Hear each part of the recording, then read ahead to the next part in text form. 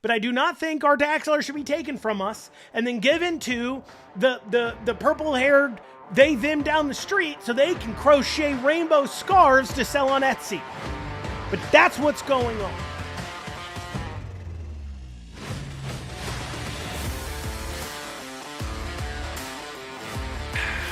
Oh yeah, that's good stuff right there.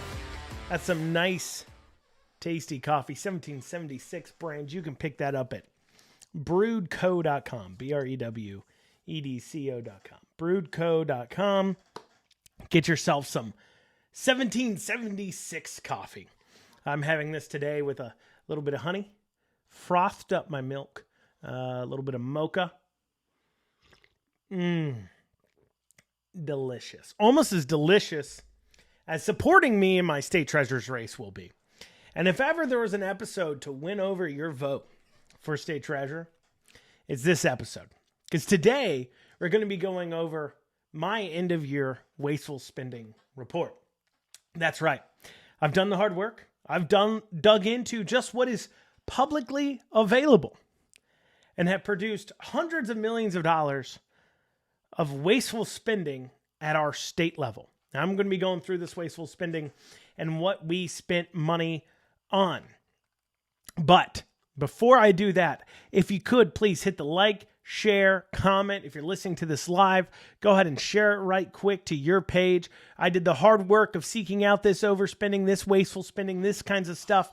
You got to work with me here. We got to spread the word so that way it gets addressed. Electing me state treasurer, all that does is gives me better access to the budget where I can continue to share with you guys these kinds of things.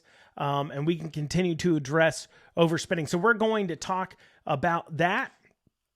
Additionally, as well, if you could, you can go to C4KY.com, C4KY.com, and you can donate to the campaign. If I'm going through this wasteful spending and you're getting upset, go to C4KY.com and donate, because that's how we're going to do something about it. So without further ado, let's get into it. Now, for those of you watching in the video format, if you're watching this as a replay, you can always catch this in the podcast platform, audio only versions on Spotify, Apple, and wherever else podcasts are listened to or whatever. Now, that being stated, like I said, like, comment, share, subscribe, and let's dig into it. Oh, you can also text the word Liberty to 33777. Text the word Liberty to 33777. We texted out this wasteful spending report just the other day. So they got it before you guys did. And without further ado, let's dig into it. Wasteful spending. So first, we've got our total state budget for the fiscal year 2022 of $41.5 billion. Now, of course, a lot of that, probably the majority of that, is federal pass-through. So, states administer Medicare, Medicaid, things like that. And then the federal government gives them some money there to deal with that. However, misspending of that money certainly can affect things, because the Cabinet for Health and Family Services, which wastes millions of our dollars, as we're going to dig into, certainly plays a part. And the question becomes too, it's kind of one of those things where, the old analogy of if you need $100 for your rent and your mom gives you $100, but then you also go buy a TV for $100, but you paid your rent with $100. And you tell your mom, no, I took your $100 and I paid my rent with it. And then I went and bought this TV with this other $100. Did you waste their money? Did you waste your mom's money? I think you did. And that's what we're going to see in some of this here. But let's dig into it. First, right off the bat, we have more and more free COVID testing. Oh, of course, too, as well, guys. You can see this where you can see this report, at Cooperrider 4ky.com/waste. You can just go to Andrew4ky.com. You can even go to C4ky.com. And in the top right-hand corner, you're going to see a list there, of course, where you can kind of dig into it, and you can view that too as well. And so without further ado, let's jump on into it.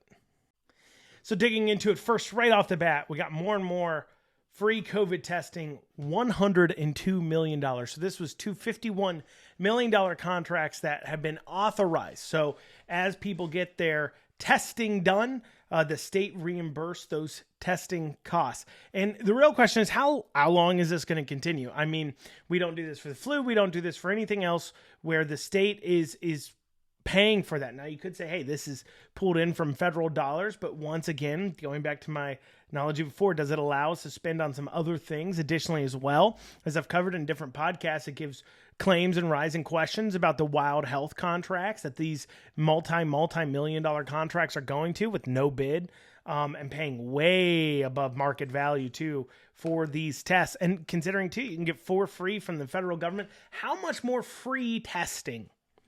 And how much longer are we going to continue doing that? Well, in the state of Kentucky, at least $102 million more over the last year. The second thing we have is equity coaching for state staffers. So this is the buzzword. I've covered this in some prior podcasts where I'm talking about this DEI stuff, diversity, equity, and inclusion. Essentially, we're going to talk about this some other ways, but equity detaches, and as I've said priorly, equity gets caught up in the outcome.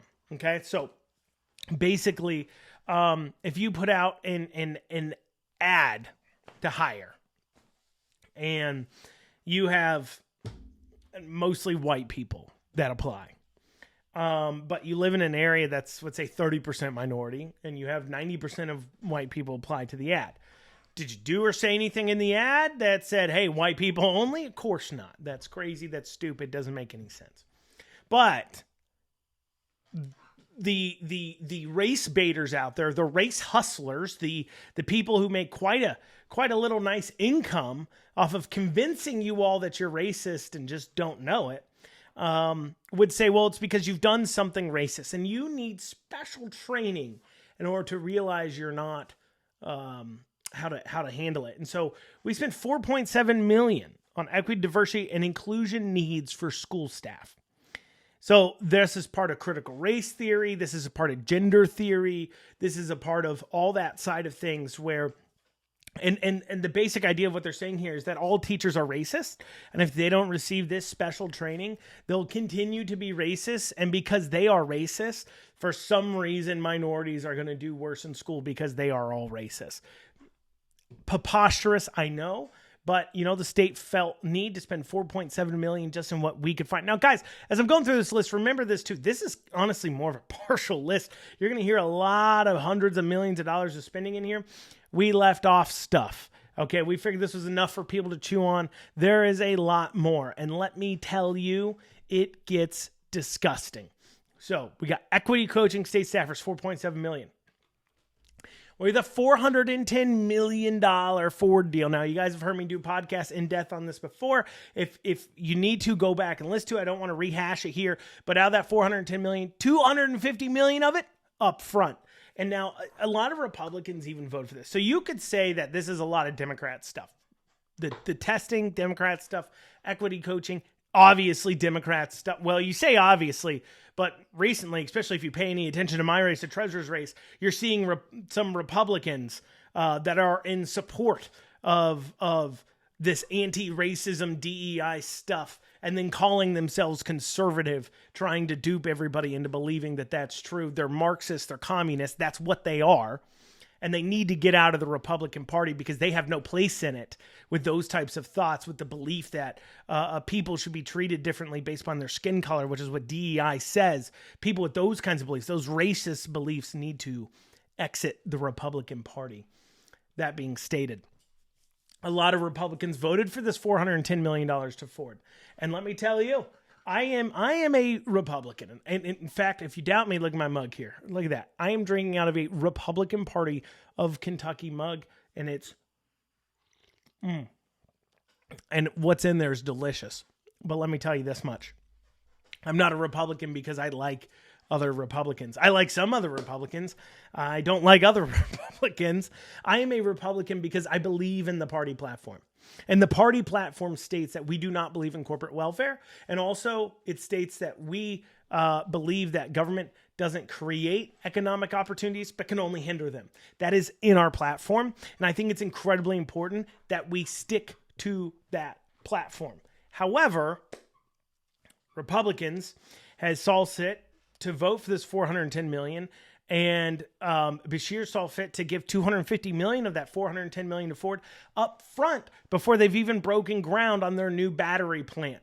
And like I said, I've done podcasts on this in depth before. Go back, listen to them, learn more about this Ford deal. The more and more you learn about it, the more and more egregious it becomes, and you start to wonder how we ever came into this position. But anyways, $410 million, a new battery plant for Ford.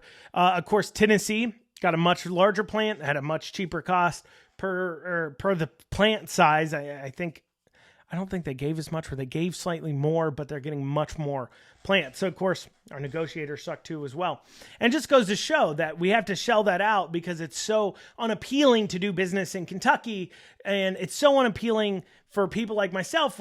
I'm a small business owner. If you addressed how unappealing it is to do business in Kentucky rather than handing out $410 million, you would benefit all of us, including the consumer. They'd have lower costs because it wouldn't be so expensive to do business in Kentucky. But instead of fixing that, we will steal $410 million from our taxpayers. And I say stealing because, once again, if you don't pay it, who shows up? So we're going to steal it and then redistribute that wealth to the Fortune, I believe, 100 company, Ford, in order to get them to build a battery plant, because somehow that's good for everybody involved. It seems like it's only good for Ford. And of course, the state government gets to claim, well, we're adding in jobs. And of course, the state government is obsessed with adding in jobs and growth. And you say, why is that? Our unemployment's low. Now, granted, we have a low labor participation rate, but forcing people to kind of work by pooling some of those benefits may help with that. There's some other addresses that we can go into about low labor participation rates. That being set to the side, this plant is going in just south of Louisville, real close to Louisville. You know, people are going to have to move in. I mean, that's like a joke they make. People are going to have to move in. Why is the state so vested in adding to their population? Because it grows their tax base. Why do they want to grow their tax base? Because they want more money. They try to claim they need more money for like roads and bridges and potholes, ignoring the fact that when you add in more people, your expenses on road, bridges, and potholes get a lot more. So it negates itself. It doesn't make sense. But of course, they believe it's a win for them because it brings in more money and everything else. And granted, the people that end up getting jobs at these plants, great for them. Maybe it's a higher paying job than they're used to. Maybe it's the same job that they could get somewhere else at the same kind of pay. I don't know. But more importantly, the real winners in this is, of course, Ford. They're getting almost $500 million. And then, of course, the state government is getting, hopefully in the future, if this works out, I got a feeling it won't. But hopefully, if this works out, they're hoping that, well, we'll end up being able to have more money in the government. And this is Republicans too, more money in the government. And so that way we can do more things, AKA control your life more. So anyways, moving on from the Ford deal, I've covered that in extent. So we found one very direct, good example, but there's a lot more of this going on, of government paying to lobby government. So we've got University of Louisville paid $110,000 for a lobbyist for 4 months, because that's how long they're in session, to lobby the government. So University of Louisville, who is a taxpayer-funded entity to a degree, of course, they're supported by endowments and tuition and things like that, but they are a branch of government, paid $110,000 to lobby government. So state government lobbied state government. And it makes no sense. Why is government paying to lobby itself? What do representatives do? I mean, the representatives who cover the area that includes Louisville, are they not paid to represent Louisville, but yet somehow they have to hire a lobbyist to represent them? I mean, there's tons of these. You take the county clerks. They have a lobbying. The county clerks have a lobbyist. The County Clerks Association has a lobbyist to lobby for county clerks, because apparently the representatives and state senators that are supposed to be representing their county governments they got to pay money to some private person in order to talk to them. Doesn't make a whole lot of sense. I personally would certainly like to stop taxpayer-funded lobbying, because that's what it is. Taxpayers paying money to have some private person talk to somebody else who's also paid for by the taxpayers. Out of control. Next, we got finding a new provost for UK. University of Kentucky paid $232,000 to find a new provost. Now, you may be saying, well, how much does a provost pay exactly? Well, I'll tell you. The University of Kentucky provost, I'm seeing salary information here for Timothy S. Tracy, gets paid $420K a year. Okay, $420K a year. They paid $232,000 to an out-of-state corporation to do a search for a new provost that is paid they over half of what they pay in a year for a provost, like salary, was paid just to find a provost. I could have done it for cheaper. You could have done it. I'll conduct your interviews for you for cheaper. I mean, is it, I get it. You got to go out and recruit all these other things, but you're paying $420K a year. Surely you can find some applicants, right? Surely. You would say so, but UK paid over half of the provost's yearly salary to find a provost. Out of control. Next, we got a random number generator for the lottery. Okay, so the Kentucky State Lottery spends $100,000 a year for a random number generator. Now, some of you may be listening and say, that doesn't sound like that much or something like that. I can tell you, as somebody who's involved in tech as far as that goes, and somebody who's involved in that side of things, and ask any web developer, any web designer, any programmer, and ask them how easy is it to generate a random number generator, and they would say it is the simplest piece of code there's ever been. Okay? I mean, literally, there's ever been. Like, I can literally sit there and Google random number generator, and I just did.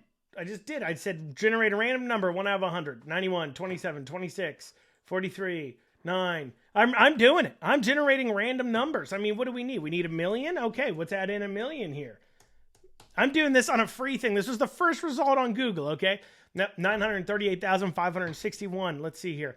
135,888. Okay, I'm just rattling off numbers 1 through 10. You can pay me $100,000 a year to do the number drawing for you guys. I'll just sit here hitting this button, and I will generate those numbers for you. 645, 788, 649, 530, 79,881. These are numbers all 1 through 1 million. 810,396. Look at that. 795,892. 473,03. This is simple code. That's the point. This is simple code. And then we spend another $25,000 a year to make sure it's random enough. And then we ask ourselves why the Kentucky State Lottery, while its receipts have gone up, percentages, its contributions to education has also gone up, but they haven't matched each other. In fact, there's about $12 million a year difference between the percentage-wise, how much the receipts have gone up compared to what's being contributed to education. We wonder where that goes. Where's that other money going? Well, you don't have to wonder too much, because apparently they had to pay $125,000 a year, $100,000 for the number generator, then $25,000 to audit it. And you just heard me. Generating random numbers off of a free Google. I'm not limited. I can do this all day.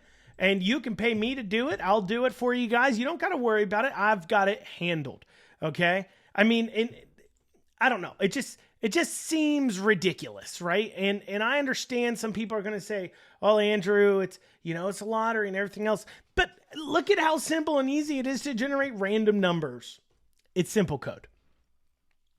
Next here, we got a health equity dashboard, $1.86 million to track health equity, or what kind of racism and bigotry do we have in healthcare? That's right. They're tracking to see healthcare outcomes based upon racial grounds to see if they need to beat their nurses more into not having, into not being racist. You think I'm lying? It has been added on as a license requirement in Kentucky for nurses to take implicit bias training. For those of you who don't know what implicit bias training is, It is a training that says you are racist. You don't realize it. We're going to prove to you that you're racist and don't realize it. We're going to do some random test that's already been disproven a million times over to not be an actual indicator of implicit bias. But of course, this is how our science works now these days.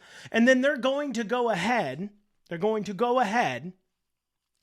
and track whether or not you're racist in your healthcare. And whether or not these nurses and doctors, are they being racist? Like they're coming into the room and they're treating people differently based on their skin color.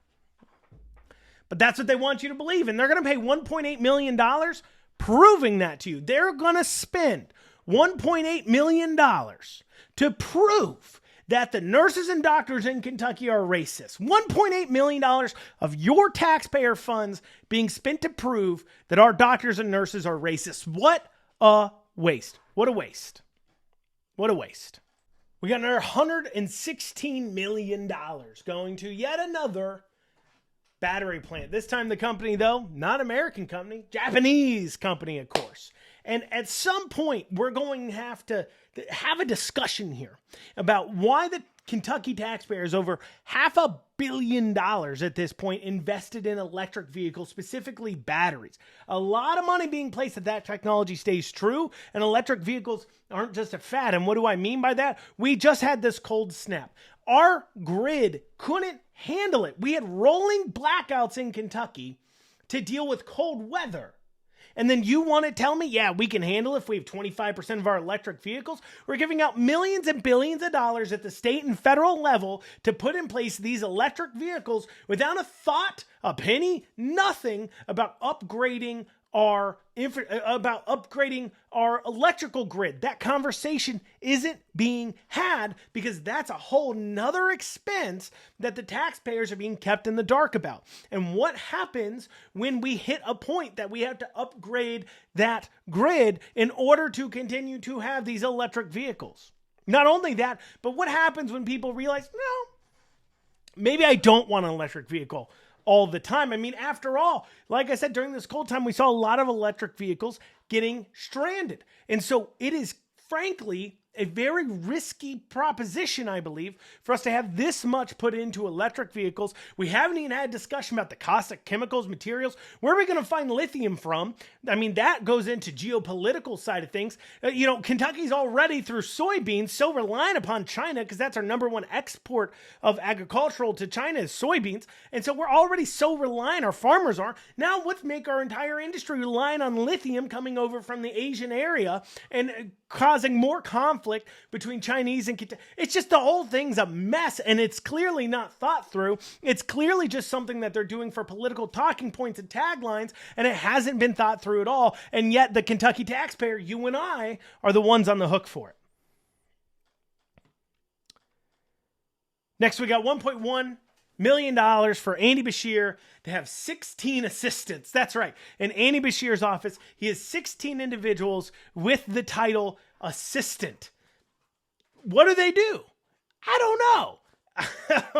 You can tell me if you know what these assistants are doing. You can tell me. I get it. Andy Beshear, he's a big baby. He needs a lot of assistants in general. You got to take care of him. Maybe there's one person just in charge of making him feel good. Another person's in charge of keeping track of his emergency management jacket in case he loses it and there's an emergency. Maybe he's got another assistant in charge of making sure that the pictures are being taken properly. And then he's got another assistant in charge of making sure his other assistants are being nice enough to Andy and not getting frustrated with him. I don't know what all these assistants are for, but $1.1 million a year to the taxpayer for these 16 assistants. Ridiculous. Now we got more CRT-based spending, $203,000 to do critical race theory assessments, CRT assessments, DEI assessments in our state government to just see how racist they are. I mean, right here, this is right from the contracts, assessments of existing structures, culture, and climate with a focus on equity, inclusion, and diversity. Guys, this leftist trope, this onslaught is just going to continue. As we continue, our tax dollars, there's nothing I hate more than these racist communistic ideologies than when my tax dollars are taken from me and pushed it. And that leads me to our next thing, the state-funded LGBTQ choir. This voices Kentucky, Voices of Kentuckiana, okay? So what does Voices of Kentuckiana do? Well, I'm going to read you right from their website, okay? This is right from their website under History. Voices of Kentuckiana is an inclusive chorus for the community that changes hearts and minds through song. We were founded in 1994 and are the oldest LGBTA arts organization in Kentucky. Voices provides an opportunity for LGBT and allies to sit. That's what the A stands for. Honey, the A in LGBTA stands for allies. They added allies. Yeah. Anyway, sorry about that. We were wondering about that earlier. So anyways, allies, to sing together and to perform music that is meaningful to our audience. Well, maybe the A stands for audiences. Anyway, and to our audiences. We strive to celebrate the diverse community that we share and educate and energize with our music. So let me say it to you another way. Your tax dollars, my tax dollars, are funding a choir whose stated purpose and goal is to brainwash you into thinking that their lifestyle of believing they're a different gender and they have these pronouns and all that other crud is acceptable and okay, and they're trying to change your hearts and mind. Their stated purpose is to change your hearts and minds on whether or not you think it's wrong to be LGBTQA. Well, the A is the ally. So just LGBTQ plus. I tell you what, I believe the gender theory stuff, the CRT stuff, the leftist stuff, I believe that's in a religion. And I don't want your tax dollars funding my church choir. I don't want it to. I don't think our tax dollars should. And I also don't think our tax dollars should be funding the church of the left. This weird worship they do of the one's self and their self-identity. And I also don't think our tax dollars should be spent trying to change our hearts and minds. That's propaganda. That's propaganda. And I don't think our tax dollars should be sent there. And yeah, I said it. Voices of Kentuckiana, the LGBTQ choir that's taxpayer funded, is propaganda. It's leftist propaganda, and I hate the fact that my money is going towards it because it shouldn't. Just like your money shouldn't go towards my church choir, my money shouldn't go to your gay choir or lesbian choir or LGBTQ choir or they don't know what they are that day choir. Shouldn't be happening. Next, we got creating programs to benefit diverse individuals. Yes, that's what the program is actually titled, Diverse Individuals. Let me break this program down for you. We are giving $8.75 million to help diverse we're giving $8.75 million to private nonprofits to start up private nonprofit programs to benefit specifically diverse individuals. So I'm going to guess if you're white and straight, don't apply to this program, you will not be accepted. What's the program to do? Well, we're giving them this money to jumpstart, hoping that after 3 years, these private nonprofits can fund themselves through private donations. Fat chance. But anyways, and what are we going to do? Well, we're going to help these diverse individuals wade through all the red tape that Kentucky has created for all of us to start a business, get through that, and then also we're going to help find them funding and things like that to help start up their business. I'm going to say this, and there's people who hate watch this that will be thinking to themselves, wow, Andrew's an awful person for saying this, but I'm going to say it. I don't care. I don't care who you are. I don't care what you do.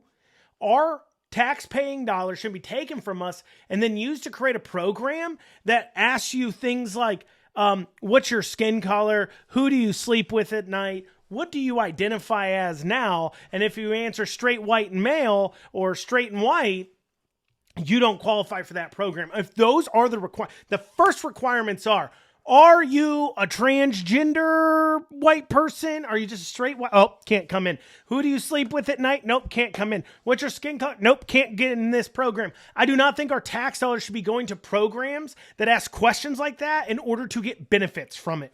Call me crazy, call me hateful, but I do not think our tax dollars should be taken from us and then given to the purple-haired them down the street so they can crochet rainbow scarves to sell on Etsy. But that's what's going on. Our tax dollars being taken from us and then being given to help specific individuals without being a program offered to everybody because, well, that person has decided to identify differently today. I think that's really wrong. I hope you do too. Finally, we have the super important Japanese botanical garden. That's right. We spent $1.5 million to put a Japanese botanical garden in Louisville, state taxpayer dollars. Yes, you're going to be dodging bullets to get there. Yes, your rims of your car may be broken by the massive potholes on your way. And yes, you may live very far away from Louisville, but $1.5 million were still spent to build that park. I have a hunch if you ask Kentuckians, especially people who live in Louisville, would you rather have safer streets and less potholes or a $1.5 million Japanese botanical garden? They're going to choose safer streets, less potholes. They're going to want to be able to walk at night without worrying about getting mugged before they worry about some bonsai tree.